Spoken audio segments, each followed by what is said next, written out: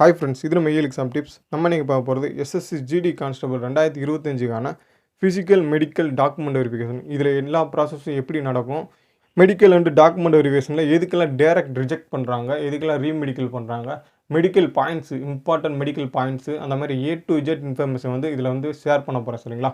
இந்த வீடியோவை எல்லோரும் ஸ்கிப் பண்ணாமல் பாருங்கள். அப்போ நம்ம போடுற ஒவ்வொரு நியூஸும் உங்களுக்கு வந்து கரெக்டாக வந்து சேரும். சரிங்களா? ஃபஸ்ட்டு எல்லாருமே எதிர்பார்த்துட்டு இருக்க ரிசல்ட் தான். சரிங்களா? எல்லாருமே பாதி ரிசல்ட் எதிர்பார்த்துட்டீங்க, பாதி ஃபிசிக்கல் வந்து ரெடி ஆகிட்டு இருக்கு. சரிங்களா? ரிசல்ட் எப்போ எதிர்பார்க்கலாம் பார்த்தீங்கன்னா, ஏப்ரல் மந்த் எண்டு, அதாவது இந்த மாதம் எண்டு இல்லைனா மே மந்த்து ஃபஸ்ட் வீக் வரைக்கும் எதிர்பார்க்கலாம். சரிங்களா? அதுக்கு மேலே தாண்டாது. எனக்கு தெரிஞ்சு இந்த ஏப்ரல் மந்த் எண்டுலேயே நமக்கான ரிசல்ட் வந்துடும். சரிங்களா? ஸ்கோர் கார்டு வந்து அது அவங்க இஷ்டம் தான். சரிங்களா? ஸ்கோர் கார்டு வந்து ரிசல்ட் வரப்போ தான் வரணுன்ற எந்த அவசியம் கிடையாது. சரிங்களா? போன இடம் வந்து சேம் டேட்டில் எல்லாமே விட்டாங்க. ஏன்னா போன வந்து ரொம்ப டிலே பண்ணிட்டாங்க. எலெக்ஷன், அந்த பார்லிமெண்ட் எலெக்ஷன் அதனால் டிலே ஆகி எல்லா ப்ராசஸும் அவங்ககிட்ட வந்து ரெடியாக இருந்துச்சு. ஆனால் ரிலீஸ் பண்ண முடியாமல் இருந்துச்சு. அதனால் ஒரே நாளில் எல்லாமே ரிலீஸ் பண்ணாங்க. இந்த தடவை எப்படி ரிலீஸ் பண்ணாங்க சொல்ல முடியாது. சரிங்களா? ஆனால் ரிசல்ட் வந்து ஃபஸ்ட்டே பப்ளிஷ் பண்ணிடுவாங்க. ஸ்கோர் கார்டு ரெண்டாவது அவங்க எப்போனாலும் விடலாம். சரிங்களா? எப்படி பார்த்தாலும் நமக்கு வந்து மே ஃபஸ்ட் வீக்குள்ளே நமக்கான ரிசல்ட் வந்துடும். சரிங்களா? ரிசல்ட் வந்துருச்சுன்னா நமக்கு அடுத்து பிஇடிக்கான அட்மிட் கார்டு வந்து எப்போ வரும் பார்த்தீங்கன்னா, மே மந்த் எண்டில் வந்து பிஇடிக்கான அட்மிட் கார்டு வந்துடும். மே மந்தில் நமக்கு வந்து பிஇடிக்கான அப்டேட்டும் கிடச்சிரும். சரிங்களா? ஸோ கண்டிப்பாக நமக்கு மேலே வந்து ஃபிசிக்கலுக்கான அப்டேட் கிடச்சிரும். ஸோ ஃபிசிக்கல் எல்லாருமே ரெடியாக ஆரம்பிச்சிருங்க. ஜூன் ஜூலையில் கன்ஃபார்ம் நம்மளுக்கு ஃபிசிக்கல் வந்து கண்டக்ட் பண்ணிடுவாங்க. சரிங்களா? June end, maybe June end இல்லைன்னா ஜூலை ஃபஸ்ட் வீக்கில் வந்து ஸ்டார்ட் ஆகிடும். சரிங்களா? ஃபிசிக்கல் ஸ்டார்ட் ஆகிரும். ஸோ இப்போலேருந்து ஃபிசிக்கல் ரெடியாக இருங்க. ரிசல்ட்டுக்காக யாரும் வெயிட் பண்ணாதீங்க. சரிங்களா? மெடிக்கல் எப்படி நடக்கும் பார்த்தீங்கன்னா, போன நடந்த மாரி தான் 80% சான்ஸ் இருக்குனாக்கா. ஏன் கேட்குறீங்கன்னா, போன நடந்ததெல்லாம் இருக்கல ஈஸியான ப்ராசஸ். சரிங்களா? அதுக்கு முன்னாடி நடந்த வரைக்கும் எல்லாமே ஸ்கேனு எல்லாமே வந்து அவங்க வெளியில் கூப்பிட்டுட்டு போய் தான் அதெல்லாம் செக் பண்ணாங்க. சரிங்களா? Scan, blood test, unit test எல்லாமே வெளியே ஹாஸ்பிட்டல்லேருந்து வந்தால் செக் பண்ணாங்க. ஆனால் போனோட அப்படி பண்ணல. போனோட எல்லாமே சிஆர்பிஎஃப் கேம்பில் இருக்க ஹாஸ்பிட்டல், கம்போசிட் ஹாஸ்பிட்டலில் வச்சு எல்லாமே பண்ணிட்டாங்க. சரிங்களா? ஸோ அவங்களுக்கு இதுதான் ஈஸியான ப்ராசஸ். அப்போ இந்த தடவையும் அதேமாரி நடக்காதான் நிறைய சான்சஸ் இருக்குது. சரிங்களா? ஸோ ஃபிசிக்கலுக்கு ரெடி ஆகும்போதே மெடிக்கலுக்கு ரெடி ஆகிக்குவோம். என்ன இஷ்யூ இருந்தாலும் இப்போயே கிளியர் பண்ணி வச்சுக்கோங்க. சரிங்களா? ஃபிசிக்கல் பொறுத்த மட்டும் 2 சென்டர் தான் ஃபஸ்ட்டு நமக்கு தமிழ்நாட்டில் கண்டக்ட் பண்ணுறாங்க. சரிங்களா? ஃபிசிக்கல் மெடிக்கல் வந்து ஒரு 2 சென்டர் தான். ஒன்று சிவகங்கை ஐடிபிபி, இன்னொன்று வந்து சிஆர்பிஎஃப் ஆவடி. சரிங்களா? இவங்க 2 பேர் மட்டும் தான் கண்டக்ட் பண்ணுறாங்க நம்ம தமிழ்நாட்டில் எஸ்எஸ்சி ஜிடிக்கு. சரிங்களா? சிஆர்பிஎஃப் ஆவடியில் எப்படி இருக்கும் பார்த்தீங்கன்னா, 5 கிலோமீட்டர் வந்து ஒரே ரேஸ் நீங்கள் ஓடுற மாதிரி தான் இருக்கும். கேம்பஸ் சுற்றி ஒரே ரவுண்டு ஓடுற மாதிரி தான் இருக்கும். ஸ்டார்ட் பண்ணுறது ஒரு சைடு இருக்கும். ஆனால் எண்டிங் வந்து ஒரு எண்டிங் பாயிண்ட் ஒரு ரவுண்டு இருக்கும். சரிங்களா? ஆனால் ஐடிபிபி சென்டரை பொறுத்த மாதிரி அப்படி இருக்கா. சரிங்களா? ஐடிபிபி சென்டர் வந்து 3 ரவுண்டு நீங்கள் அடிக்கிற மாதிரி இருக்கும். ஒரு ரவுண்டு வந்து 1700 மீட்ரு. இதுவும் கேம்பஸ் ரோடு தான். சரிங்களா? ஒரு ரவுண்டு வந்து 1700 மீட்ரு இருக்கும். 2 ரவுண்டு வந்து 1700 மீட்ரு ஓடும்போது நீங்கள் 2 ரவுண்டுக்கும் 2 டோக்கன் வாங்குற மாதிரி இருக்கும். சரிங்களா? 3ஆவது ரவுண்டு வந்து 1600 ஓடி நீங்கள் வந்து கம்ப்ளீட் பண்ணுற மாதிரி இருக்கும். இதுக்கு இடையில நீங்கள் 2 டோக்கன் வாங்கிருக்கணும். சரிங்களா? டோக்கன் இருந்தால் மட்டும் தான் உங்களை அக்செப்ட் பண்ணுவாங்க கடைசியில். ஆனால் சிஆர்பிஎஃப் ஆவடியில் வந்து இந்த மாதிரி ப்ராசஸ் எதுவுமே கிடையாது. சரிங்களா? சிங்கிள் ரவுண்டு தான். நம்ம கேம்பஸ் சுற்றி ஒரே ரவுண்டு ஓடி முடிச்சுக்கணும். நெக்ஸ்ட் இந்த வாட்ச் வந்து அலோடான்னு சொல்லிட்டு நிறைய பேர் கேட்குறீங்க. வாட்ச் வந்து டிஜிட்டல் வாட்ச் வந்து அலோடு தான். சரிங்களா? சிஆர்பிஎஃப்பில் அலோவ் பண்ணாங்க. ஆனால் ஐடிபிபியில் அலோவ் பண்ணலன்னு சொல்லி சொல்கிறாங்க. சரிங்களா? கேட்டில் எல்லாமே செக் பண்ணி வாங்கி வச்சு தான் சொல்கிறாங்க. டிஜிட்டல் ஐட்டம்ஸ் எதுவுமே அலோடு இல்லைன்னு சொன்னாங்க. ஆனால் சிஆர்பிஎஃப்பில் வந்து அலோவ் பண்ணாங்க. வாட்சஸ் வந்து நார்மல் வாட்ச் வந்து கட்டிக்கலாம், டைமர் பார்க்குற மாதிரி. சரிங்களா? மிச்சப்படி ஸ்மார்ட் வாட்ச் வந்து அலோவ் பண்ணுறாங்களான்னு தெரில. சரிங்களா? நார்மல் வாட்ச் யூஸ் பண்ணிக்கலாம். ஸ்மார்ட் வாட்ச் யாரும் அதிகமாக யூஸ் பண்ணிக்காதீங்க. ஆனால் அங்கே போய் வந்து யூஸ் பண்ண முடியாட்டா உங்களுக்கு ஓடும்போது உங்களுக்கு ஒரு ஃபீல் ஆகிடும். சரிங்களா? டைமிங் எவ்வளோன்னு தெரியாது, உங்களால் எதுவுமே பார்த்து வர முடியாது. ஸோ நார்மல் வாட்ச் யூஸ் பண்ணி பழகிக்கோங்க.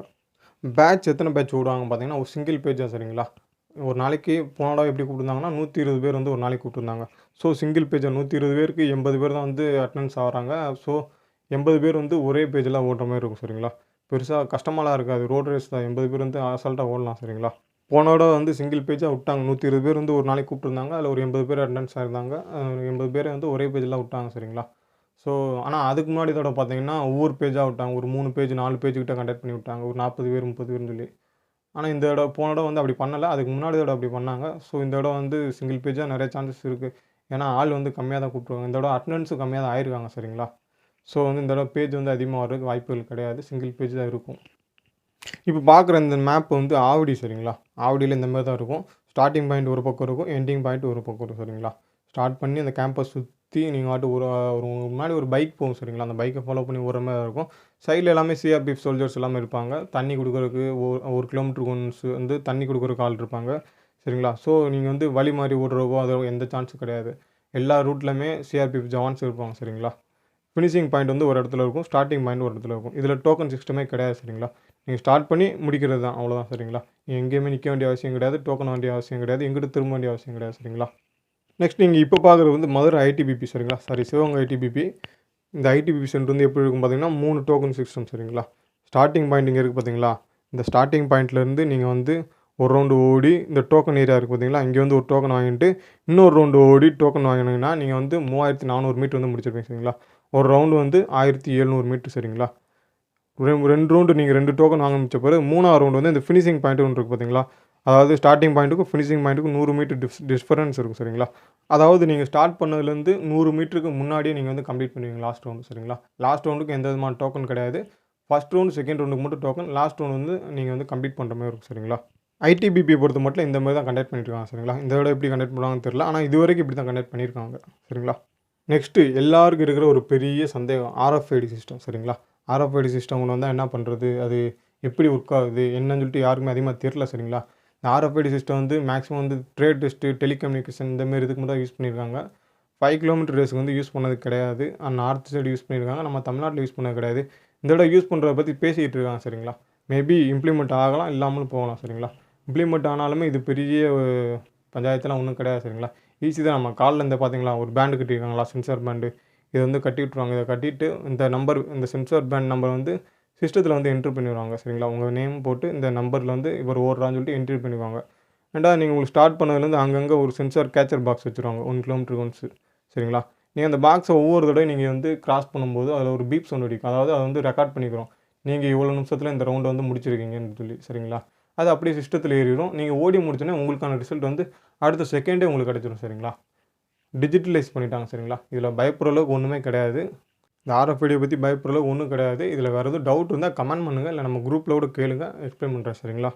இந்த RFID வந்து பயப்படுற அளவுக்கு ஒன்றும் கிடையாது சரிங்களா.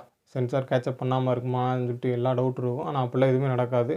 இது வரைக்கும் நடந்தது இல்லை சரிங்களா. ஸோ யாரும் பயப்பட வேணாம். இந்த RFID சிஸ்டம் வந்தால் நல்லது தான் சரிங்களா.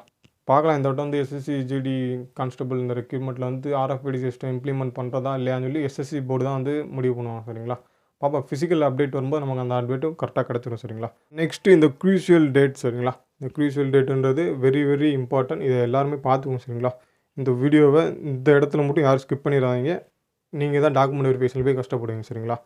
இந்த க்ரூஷியல் டேட்டுனா என்னன்னு தெரியுமா? ஃபஸ்ட்டு நம்ம அந்த அப்ளிகேஷன் இருக்குது பார்த்தீங்களா, அந்த அப்ளிகேஷன் வந்து அதாவது இந்த அப்ளிகேஷன் ஸ்டார்ட் ஆகிறதுக்கு முன்னாடி நம்ம வந்து OBCயை சேர்ந்தவராக இருக்கணும் சரிங்களா. அதாவது உங்களுக்கு புரிகிற மாதிரி சொல்லணும்னா, நீங்கள் 2024 10வது மாதம் 14ஆம் தேதிக்கு முன்னாடி நீங்கள் OBC சர்டிஃபிகேட் வச்சுருக்கணும் சரிங்களா. OBCனா OBC மட்டும் இல்லை, சாரி, கம்யூனிட்டி சர்டிஃபிகேட் வச்சுருக்கணும். OBC, SC, ST, EWS சரிங்களா. இந்த சர்டிஃபிகேட்லாம் நீங்கள் வந்து 14/10க்கு முன்னாடி எடுத்துருக்கணும். அந்த சர்டிஃபிகேட் மட்டும்தான் கேட்பாங்க சரிங்களா. நீங்கள் இந்த வருஷத்தில் 2025 எடுத்து வச்சுருந்தீங்கன்னா அது உங்களுக்கு யூஸ் இல்லை சரிங்களா. நீங்கள் 14/10க்கு முன்னாடி OBC சர்டிஃபிகேட்டோ, EWSஓ, SC, ST சர்டிஃபிகேட்டோ உங்கள் கையில் வந்து இருக்கணும். அதை தான் கண்டிப்பாக கேட்பாங்க சரிங்களா. போன தடவை டாக்குமெண்ட் வெரிஃபிகேஷனில் வந்து எனக்கு எப்படி கேட்டிருந்தாங்கன்னா 2023க்கான சர்டிஃபிகேட் தான் கேட்டாங்களே தவிர 2024க்கான சர்டிஃபிகேட் கேட்கல சரிங்களா. நான் 2023 OBC வச்சுருந்தேன், 2024 OBC வச்சுருந்தேன். ஆனால் என்கிட்ட கேட்டது 2023 மட்டும்தான் கேட்டாங்க. 2024 வேணாம், நீயே வச்சுக்கோன்னு சொல்லிட்டாங்க சரிங்களா. அப்படி க்ரூஷியல் டேட்டில் உங்கள்ட்ட சர்டிஃபிகேட் இல்லாலுமே நம்ம வந்து அப்ளிகேஷன் ஃபார்மில் வந்து ஒரு சர்டிஃபிகேட் கொடுத்துருப்பாங்க சரிங்களா. ஒரு சர்டிஃபிகேட் ஃபார்மெட் கொடுத்துருப்பாங்க. அதை வந்து நம்ம வந்து தாசில்தார்கிட்ட சைன் வாங்கி நம்ம வந்து என்ன கம்யூனிட்டின்னு சொல்லிட்டு அதில் ஃபில் பண்ணி சைன் வாங்குற மாதிரி இருக்கும் சரிங்களா. அது வந்து நம்ம இதிலே ஒட்டியிருப்பாங்க, நம்ம நோட்டிஃபிகேஷன்லேயே கொடுத்துருப்பாங்க. இல்லைனா நீங்கள் அங்கே மெடிக்கல் அந்த டாக்குமெண்ட் வெரிஃபிகேஷன் போகும்போது அங்கே வெளியில் ஒரு நோட்டீஸ் போர்டில் ஒட்டியிருப்பாங்க சரிங்களா. அதாவது க்ரூஷியல் டேட் இல்லாதவங்க இந்த ஃபார்மெட்டில் வந்து வாங்கிட்டு வாங்கன்னு சொல்லிட்டு வீட்டுக்கு அனுப்பி விட்ருவாங்க. உங்களை வீட்டுக்கு அனுப்பிவிட்டு நீங்கள் என்றைக்கு வாங்கிட்டு வரீங்களோ அன்றைக்கி தான் உங்களுக்கு அடுத்த ப்ராசஸ் நடக்கும்னு சொல்லிடுவாங்க சரிங்களா. ஒரு 4 days 5 days டைம் கொடுப்பாங்க. ஏன்னா எல்லாருமே வெளியூர்லேருந்து வந்திருப்பீங்க சொல்லிட்டு 4 days to 5 days டைம் கொடுத்து நீங்கள் போய் உங்கள் OBC சர்டிஃபிகேட் வாங்கிட்டு வாங்கன்னு சொல்லி அனுப்பிவிட்ருவாங்க சரிங்களா. ரிஜெக்ட் பண்ண மாட்டாங்க, பயப்படாதீங்க யாரும் சரிங்களா. வீட்டுக்கு அனுப்பிவிட்டு உங்களை சர்டிஃபிகேட் வாங்கிட்டு வந்து அடுத்த ப்ராசஸ் ஸ்டார்ட் பண்ணிக்கோங்க சொல்லிடுவாங்க சரிங்களா.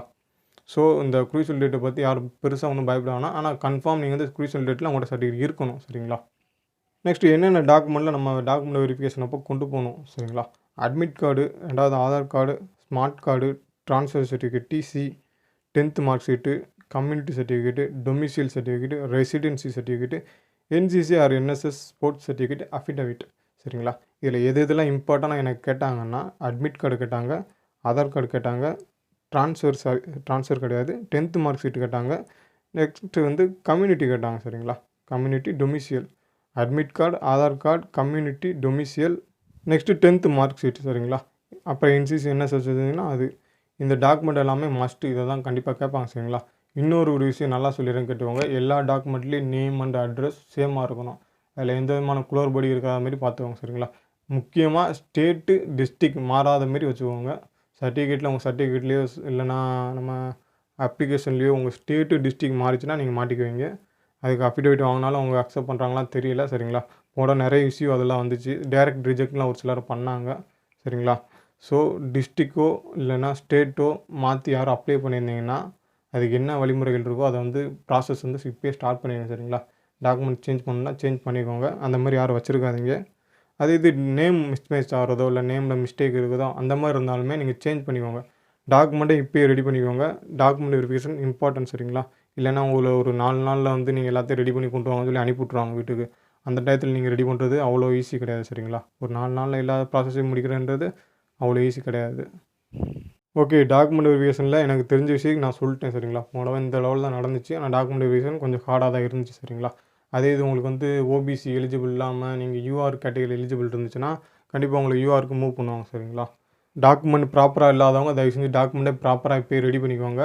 லாஸ்ட் டைமில் உங்களால் ஒன்றும் பண்ண முடியாது சரிங்களா. அலைய முடியாது, அங்கிட்டு அலைய முடியாது. அவங்க வந்து ஒரு 2 நாள் 3 நாள் டைம் கொடுத்து போய் வாங்கிட்டு வர சொன்னாலும் அந்த 3 நாள் நம்மளால் முடிக்க முடியுமான்னு கேட்டால் டவுட்டு தான் சரிங்களா. எல்லா ஆஃபீஸரையும் பார்த்து நம்ம வாங்கி சாத்தியக்கூறுகள் கம்மி தான் சரிங்களா. ஸோ இப்போ நல்ல டைம் இருக்குது. டாக்குமெண்ட் ரெடி பண்ணாதவங்க நான் தயவு செஞ்சு ரெடி பண்ணிடுங்க. ஆதார் கார்டெல்லாம் தயவு செஞ்சு கரெக்டாக வச்சுக்கோங்க. ஆதார் கார்டில் உங்கள் பேருக்கு பின்னாடி இனிஷியல் தான் இருக்கணுமே தவிர உங்கள் பேருக்கு பின்னாடி அப்பா பேர் இருக்கக்கூடாது. அதே இது அட்ரஸில் அப்பா பேர் சன் ஆஃப்னு போட்டு அப்பா பேரில் ஸ்டார்ட் ஆகிற மாதிரி சரிங்களா. ரெண்டுமே கரெக்டாக பார்த்துக்கோங்க. ஆதார் கார்டில் டேட் ஆஃப் பர்த்து, உங்கள் பேர், அப்பா பேர், அப்புறம் ஸ்டேட்டு, நம்ம அட்ரஸ் எல்லாமே கரெக்டாக பார்த்துக்கோங்க சரிங்களா.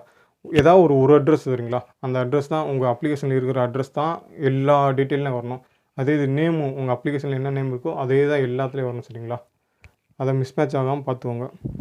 ஓகே, டாக்குமெண்ட்டில் வந்து நான் பார்த்த வரைக்கும் எல்லாமே சொல்லியிருக்கேன். உங்களுக்கு வேறு எதுவும் டவுட் இருந்தால் நம்ம குரூப்பில் வந்து ஜாயின் பண்ணி கேளுங்க. இல்லை நான் கமெண்ட் பாக்ஸில் ஒரு கேளுங்க, நான் ரிப்ளை பண்ணுறேன் சரிங்களா. ஓகே, மெடிக்கல் நெக்ஸ்ட் வந்து என்னோட மெடிக்கல் எக்ஸ்பீரியன்ஸை பற்றி நான் சொல்கிறேன் சரிங்களா. மெடிக்கல் எதுக்கெல்லாம் டைரக்ட் ரிஜெக்ட் பண்ணாங்க, எதுக்கெல்லாம் ரீமெடிக்கல் பண்ணாங்க, மென் அண்ட் உமனுக்கு சரிங்களா. சேம் தான், காமனாக நான் சொல்கிறேன் பார்த்துக்கோங்க. மெடிக்கலில் ஒரு விஷயம் நான் கரெக்டாக சொல்கிறேன் சரிங்களா. மெடிக்கலில் டைரக்ட் ரிஜெக்ட்னு ஒன்று கிடையாது சரிங்களா. டைரக்ட் ரிஜெக்ட்னு ஒன்று கிடையாது. உங்களை ரீமெடிக்கல் அனுப்பிவிட்டு அங்கே போய் பார்த்து ரீமெடிக்கல் ஆஃபீஸர் தான் உங்களை ரிஜெக்ட் பண்ணுவாங்க சரிங்களா. மித்தபடி மெடிக்கல் ஆஃபீஸர் உங்களை யாரும் ரிஜெக்ட் பண்ண மாட்டாங்க சரிங்களா. அதனால் யாரும் பயப்படாதீங்க. ஃபஸ்ட்டு வந்து ஐ ப்ராப்ளம் சரிங்களா. ஐ ப்ராப்ளம் வந்து 6/6 வந்து ரைட்டு சைடும், லெஃப்ட்டில் வந்து 6/9 இருந்தால் கூட ஓகே தான் சரிங்களா. ரெண்டுலேயுமே 6/6 இருக்கணுன்றது அவசியம் கிடையாது. அதாவது உங்கள் பவரை பொறுத்து நீங்கள் வந்து ரைட் ஹேண்டாக இருந்தால் நான் உங்களுக்கு ரைட் ஐயில் வந்து 6/6 இருக்கணும். லெஃப்ட் ஐயில் வந்து 6/9 இருந்தால் ஓகே தான் சரிங்களா. ஆனால் 6/6 இருக்கிற அளவுக்கு பார்த்துக்கோங்க சரிங்களா. ஐ எல்லாமே நல்லா மெயின்டைன் பண்ணுங்கள். நல்லா ஹாஸ்பிட்டல் போங்க. நல்லா ஹாஸ்பிட்டலில் போய் செக் பண்ணுங்கள். ஐ பவர் எவ்வளோ இருக்குன்னு சொல்லி செக் பண்ணி மெயின்டைன் பண்ணுங்கள் சரிங்களா. ஃபோன் அதிகமாக யூஸ் பண்ணாதீங்க. மிச்சப்படி இந்த டஸ்ட் இருக்க ஏரியா இல்லைனா பைக்கில் போகும்போது டஸ்ட்டு இந்த மாதிரி பூச்சி அடிக்கிறது கண்ணில் அந்த மாதிரி எதுவும் வச்சுக்காதீங்க. கொஞ்ச நாளைக்கு இன்னும் ஒரு 2-3 மாதத்துக்கு தான் சரிங்களா. கரெக்டாக இருந்தோன்னா நமக்கு ஜாப், இல்லைன்னா கஷ்டப்படுவீங்க சரிங்களா. ஏன்னா மெடிக்கலில் நான் அனுபவப்பட்டிருக்கேன். என் அனுபவத்தை நான் சொல்கிறேன் சரிங்களா. ஐக்கு என்னென்ன டெஸ்ட் இருக்கும் பார்த்தீங்கன்னா, அந்த மாதிரி ஏபிசி சார்ட் வந்து 6 ஃபீட்லேருந்து சொல்லுவாங்க சரிங்களா. ஒரு கண்ணை மூடிட்டு இன்னொரு கண்ணை மூடிட்டு ஒன்று மாற்றி மாற்றி சொல்லுவாங்க சரிங்களா. சொன்ன பிறகு உங்களுக்கு வந்து கலர் பிளைண்ட்னஸ் நடக்கும். கலர் பிளைண்ட்னஸ் நீங்கள் சொன்ன பிறகு இந்த ஐ சார்ட் இருக்குது பார்த்தீங்களா, இதேமாரி மினி ஜெராக்ஸ் போட்டால் ஒரு சார்ட் இருக்கும். அந்தமாரி சைஸில் இருக்கும் சரிங்களா. அந்த சார்ட்டை பார்த்து உங்களுக்கு கையில் வச்சு உட்கார வச்சு சொல்லுவாங்க. டேபிளில் வச்சுட்டு அதை பார்த்து சொல்லுங்கன்னு சொல்லுவாங்க சரிங்களா. இதை முடித்த பிறகு இந்த மார்க்குன்னு இருக்கான்னு சொல்லிட்டு இந்த பென்சில் வச்சு அங்கிட்டு இங்கிட்டு பார்க்க சொல்லுவாங்க சரிங்களா. மேலே கீழே சைடில் அதை பார்க்க சொல்லுவாங்க. அதோட ஐக்கு வந்து முடிஞ்சு சரிங்களா. நெக்ஸ்ட்டு நீங்கள் வந்து இந்த லேசர் சர்ஜரி லென்ஸ் வச்சுருக்கான்னு சொல்லிட்டு லைட் அடித்து செக் பண்ணுவாங்க கண்டிப்பாக. அது நல்லா பார்த்துக்கோங்க. நெக்ஸ்ட்டு காதுக்கு வந்து என்ன மாதிரி பார்ப்பாங்கன்னா, இயர் ட்ரம் வந்து ஹோல் இருக்கான்னு சொல்லி செக் பண்ணுவாங்க சரிங்களா. இயர் ட்ரம்மில் ஹோல் இருந்தால் கண்டிப்பாக உங்களுக்கு ரீமெடிக்கல் போட்டு ரிஜெக்ட் பண்ணுறதுக்கான அதிகப்படியான வாய்ப்புகள் இருக்குது சரிங்களா. ஏன்னா உங்களால் அதிகப்படியான சத்தத்தை கேட்க முடியாது. உங்களுக்கு காது வலி வந்துடும், இல்லைன்னா அந்த சளி பிடிக்கும், அந்த மாதிரி நிறையா பிரச்சனை வரும் சரிங்களா. ஸோ இயர் ட்ரம் ஹோல் இருந்தால் அதுக்கும் என்ன சொல்யூஷனோ ஹாஸ்பிட்டல் போங்க, டாக்டர் சஜஷன் கேளுங்க, என்ன பண்ணலான்னு சொல்லிட்டு இப்போயே மெடிக்கல் ரெடி ஆகிக்கோங்க சரிங்களா. நெக்ஸ்ட்டு இந்த ஃபிங்கர் பெண்டு, அப்புறம் ஹேண்டு இந்த பெண்டாக இருக்கிறது, இல்லைனா பிளேட் வச்சுருக்கிறது, அந்தமாரி இஷ்யூஸுக்கும் நீங்கள் வந்து ரீமெடிக்கல் போயிடுவீங்க சரிங்களா. ஃபிங்கர் பெண்டு கண்டிப்பாக ரீமெடிக்கல் போயிடுவீங்க. ஃபிங்கர் வந்து உங்களுக்கு வந்து ஃபிங்கர் வந்து புல் பண்ணி ஓப்பன் பண்ண சொல்லுவாங்க சரிங்களா. அதில் வந்து உங்களுக்கு நல்லா மடங்காமல், இந்த ஒரு சில விரல் மடங்காமல் இருக்கும். அந்தமாரி இருந்தால் கண்டிப்பாக உங்களுக்கு ரீமெடிக்கல் போட்டுருவாங்க சரிங்களா. ஏன்னா நீங்கள் வந்து ஃபயரிங் பண்ணும்போது இந்த ஆள்காட்டி விரல்லாம் அதிகமாக யூஸ் பண்ணுற மாதிரி இருக்கும். உங்களுக்கு ஃபிங்கர்லாம் மடங்காமல் இருந்துச்சுன்னா உங்களால் அங்கே ஒன்றும் பண்ண முடியாது சரிங்களா. ஸோ நீங்கள் ஃபிங்கர்லாம் மடங்காமல், இல்லைனா ஏதாவது பிளேட் வச்சு சர்ஜரி ஏதோ பண்ணியிருந்தீங்கன்னா கண்டிப்பாக உங்களுக்கு ரீமெடிக்கல் அனுப்பிடுவாங்க சரிங்களா. நெக்ஸ்ட்டு வெரிகோஸ் வெயின் சரிங்களா. வெரிகோஸ் வெயின் இருந்தால் கண்டிப்பாக ரீமெடிக்கல் அனுப்பிடுவாங்க. ரீமெடிக்கல் அனுப்பி அங்கே போய் செக் பண்ணுவாங்க சரிங்களா. வெரிகோஸ் வெயின் இருந்தால் கண்டிப்பாக உங்களால் ரொம்ப நேரம் நின்று டியூட்டி பார்க்க முடியாது சரிங்களா. ரொம்ப நேரம் நின்று டியூட்டி பார்க்க முடியாது. உங்களால் வந்து ரொம்ப நேரம் நடக்க முடியாது, டியூட்டி பார்க்க முடியாது, ஒன்றுமே பண்ண முடியாது. ஏன்னா நரம்பு சுருண்டிருக்கும் சரிங்களா. ஸோ அங்கே பிளட் எல்லாமே கிளாட் ஆகி நிற்கும். உங்களால் எந்த மூவ்மெண்ட்டும் அதிகமாக பண்ண முடியாது. ஸோ உங்களுக்கு வந்து ரீமெடிக்கல் கண்டிப்பாக போடுவாங்க. வெரிகோஸ் வெயின் இருக்கவங்க தயவு செஞ்சு டாக்டரை கன்சல்ட் பண்ணுங்கள். அதுக்கு நிறைய ஐடியாஸ் இருக்குது. இந்த இன்ஜெக்ஷன் போடுவாங்க, இல்லைனா லேசர் சர்ஜரி ஏதோ ஒன்று பண்ணிக்கலாம் சரிங்களா. கேட்டு பாருங்கள். ஆனால் கேட்டு பார்த்தவங்க சர்ஜரின்னு நீங்கள் ஒன்று இறங்குனீங்கன்னா அது எத்தனை நாளில் க்யூர் ஆகும் எல்லாமே டீட்டெயிலாக கேட்டுட்டு இறங்குங்க. தயவு செஞ்சு முன்னாடியே இறங்கி மாட்டிக்காதீங்க சரிங்களா. சர்ஜரின்னு இறங்குறவங்க கொஞ்சம் பார்த்துக்கோங்க, என்ன பண்ணலான்னு சொல்லி நல்லா யோசிச்சு பண்ணுங்கள். நெக்ஸ்ட்டு நாக்னி அண்ட் பவுனி சரிங்களா. சென்ட்ரல் இருக்குது பார்த்தீங்களா, அது மட்டும் தான் கரெக்டான நீ. இங்கிட்டு இருக்குது, அதாவது ரைட் சைடு இருக்கிறது வந்து பவுனி, லெஃப்ட் சைடு இருக்குது நாக்னி சரிங்களா. இந்த நாக்னி பவுனி இருக்கிறவங்க கண்டிப்பாக ரீமெடிக்கல் போயிடுவீங்க. நாக்னி இருக்கவங்க தப்பிச்சிடலாம், பவுனி இருக்கவங்க தப்பிக்கிறது கொஞ்சம் கஷ்டம் சரிங்களா. நாக்னி இருக்கவங்க கூட நீங்கள் வந்து இந்த முட்டிக்கு நடுவில் அந்த கேன் வச்சுக்கிறது, இல்லைனா ஹாஸ்பிட்டலில் போனீங்கன்னா ஒரு சில பேண்டெல்லாம் கொடுப்பாங்க சரிங்களா. அந்தமாரி யூஸ் பண்ணலாம். யூஸ் பண்ணி கொஞ்சமாக ரிலாக்ஸ் பண்ணிடலாம். ஒர்க் அவுட் போட்டு கூட நீங்கள் வந்து நாக்னி பவுனியை வந்து கொஞ்சம் கரெக்ட் பண்ணிக்கலாம் சரிங்களா. அடுத்து நீங்கள் வந்து டாக்டர்கிட்ட நீங்கள் காட்டும்போது, அதாவது மெடிக்கல் வந்து உங்களுக்கு செக்அப் பண்ணும்போது டாக்டர் வந்து நிற்க சொல்லுவாங்களா, அப்போ நீங்கள் கரெக்டாக ஒரு மாதிரி கொஞ்சம் ஏதாவது பண்ணி நீங்கள் தப்பிக்க வாய்ப்பு இருக்குது சரிங்களா. ஸோ ஒர்க் அவுட்லாம் இதுக்கு நிறையா இருக்குது. யூடியூப்பில் நிறையா பாருங்கள் சரிங்களா.